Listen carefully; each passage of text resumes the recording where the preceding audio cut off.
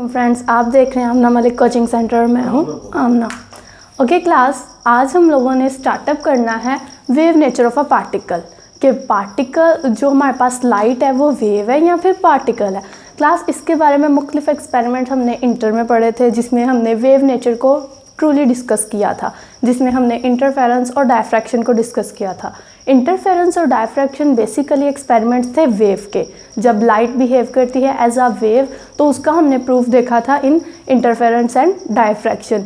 अब लाइट जो है, जैसे हमने फोटो इलेक्ट्रिक इफेक्ट किया, कॉम्पटन इफेक्ट किया, उसके अंदर हमने ये पता कि जो लाइट है वो एज अ पार्टिकल एक्ट करती है। यानी कि इंटरफेरेंस और डायफ्रैक्शन में हमने पढ़ा कि जो लाइट है वो एज अ वेव एक्ट करती है। लेकिन जब हमने कॉम्पटन इफेक्ट को डिस्कस किया और साथ में हमने फोटो इलेक्ट्रिक इफेक्ट को डिस्कस किया तो उसमें हमने पढ़ा कि लाइट जो है वो एज अ पार्टिकल एक्ट करती है। लेकिन ये दोनों जो interference, diffraction, Compton effect, photo electric effect, ये सारे जो इफेक्ट्स हैं, ये सारे जो प्रोसेस हैं, ये तो हमारे पास प्रूफ के साथ डिस्कस हुए हैं। तो इट मीन्स कि दो ही चीज़ें हो सकती हैं, या पार्टिकल कोई चीज़ हो सकती है या वेव हो सकती है ना। ऐसा थोड़ी हो सकता है कि साइमल्टेनियसली दोनों चीज़ें हों। तो क्लास, जब डायफ्रैक्शन और इंटरफेरेंस पढ़ा तो तब हमें पता चला इट इज़ वेव। लेकिन जब हमने कॉम्पटन इफेक्ट और फोटो इलेक्ट्रिक इफेक्ट पढ़ा तो हमने पढ़ा कि it is as a particle. तो इस बात को जो है वो फाइनल आंसर हमें निकाल के दिया था डी ब्रोगली ने। डी ब्रोगली ने अपने हाइपोथेसिस में जो 1924 में उसने दिया था, उसने कहा कि लाइट जो है वो पार्टिकल एक्ट भी करती है और वेव एक्ट भी करती है। उसके अब प्रूफ हमें इन्हीं चारों एक्सपेरिमेंट से मिल जाते हैं कि वो वेव भी होती है और पार्टिकल भी एक्ट करती है। लेकिन एक वक्त में लाइट या वेव एक्ट कर सकती है या फिर पार्टिकल एक्ट कर सकती है, दोनों तो नहीं ना साइमल्टेनियसली हो सकते। तो इसका हमारे पास जो बेस्ट रिजल्ट था, जो बेस्ट थ्योरी थी, वो ये थी कि लाइट जब ट्रैवल करती है तो it act as a wave. यानी कि जब वो ट्रैवल कर रही होगी तो वो वेव होगी, और जब लाइट जो है हमारे पास कोलाइजन करेगी तो then it act as a particle. यानी कि जो लाइट है वो एक्ट करेगी वेव जब वो मूव करेगी, और जब वो कोलाइजन करेगी then it act as a particle.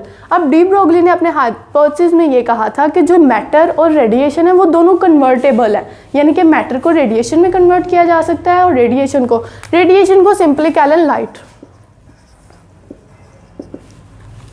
Matter को लाइट में कन्वर्ट किया जा सकता है और लाइट को मैटर में कन्वर्ट किया जा सकता है। अब ये बात तो उसने कर दी, लेकिन इसका एक्सपेरिमेंट प्रूफ भी है हमारे पास। देखें, E = mc², Einstein equation.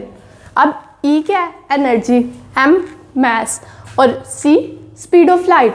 Energy जो है वो रेडिएशन से भी एसोसिएट हो सकती है और मैटर से भी एसोसिएट हो सकती है। स्पीड ऑफ लाइट का मतलब है ये सिर्फ रेडिएशन से एसोसिएटेड है। मैस कभी रेडिएशन का मैस हुआ है? मैस तो हमेशा मैटर का होता है। तो क्लास, E = mc² को अगर मैं इस तरह से लिखूं तो इसका मतलब जो रेडिएशन है वो हमारे पास एनर्जी में कन्वर्ट हुए। अब E/c² = m भी तो होता है ना, क्योंकि c इधर मल्टीप्लाई इधर आके डिवाइड हो जाएगा। ये तो मैथ्स का सिंपल रूल है। तो अब ये स्पीड ऑफ लाइट है, यानी कि ये लाइट है, इसको मैंने मैटर में कन्वर्ट कर दिया। इस इक्वेशन में मैंने मैटर को लाइट में कन्वर्ट किया और इसमें लाइट को मैटर में कन्वर्ट कर दिया। तो क्लास, इट मीन्स कि इसी इक्वेशन से हम लोग ये सिंपल बात कह सकते हैं कि मैटर और रेडिएशन जो है वो एक दूसरे के अंदर कन्वर्टेबल हो सकती हैं। अब इसको थोड़ा सा देख लेते हैं ड्यूअलिटी ऑफ रेडिएशंस में। E = hf, हमारे पास आइंस्टाइन इक्वेशन है। अब F = v/λ, और v यहाँ पर हम लोग बेसिकली रेडिएशंस की बात कर रहे हैं, तो radiation mean speed of light, तो v = c, तो E = hc/λ। लेकिन E = mc², ये भी हमने पीछे डिस्कस किया, तो दोनों को कंपेयर कर देते हैं। तो mc² = hc/λ, c से कैंसिल हो गया, mc = h/λ। अब mc की बात की जाए, मोमेंटम P = mv। अब v यहाँ पर स्पीड ऑफ लाइट है तो P = mc, तो यहाँ पर mc की जगह पे P लिख दिया गया। P = h/λ। अब ये P जो है वो लैम्डा की जगह पे आ जाएगा और लैम्डा जो है वो P की जगह पे चला जाएगा। Lambda = h/p। अब देखें, ये जो लैम्डा है, लैम्डा तो वेवलेंथ है, और वेवलेंथ तो हमेशा एसोसिएट होती है रेडिएशंस के साथ। और P, ये तो मोमेंटम है, ये तो हमेशा इसमें मैथ्स है तो ये तो हमेशा मैटर के साथ एसोसिएट होता है।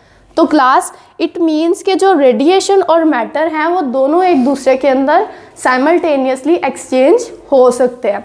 इस टॉपिक में हमने डी ब्रोगली के हाइपोथेसिस को डिस्कस किया कि आखिर उसने कहा क्या था, और उसके बाद उसकी थोड़ी सी डिडक्शन देखी। आई होप आपको समझ आया होगा। अगर कोई भी इशू है तो आप कमेंट करके हमसे पूछ सकते हैं। चैनल को सब्सक्राइब कर दें, लाइक और शेयर कर दें।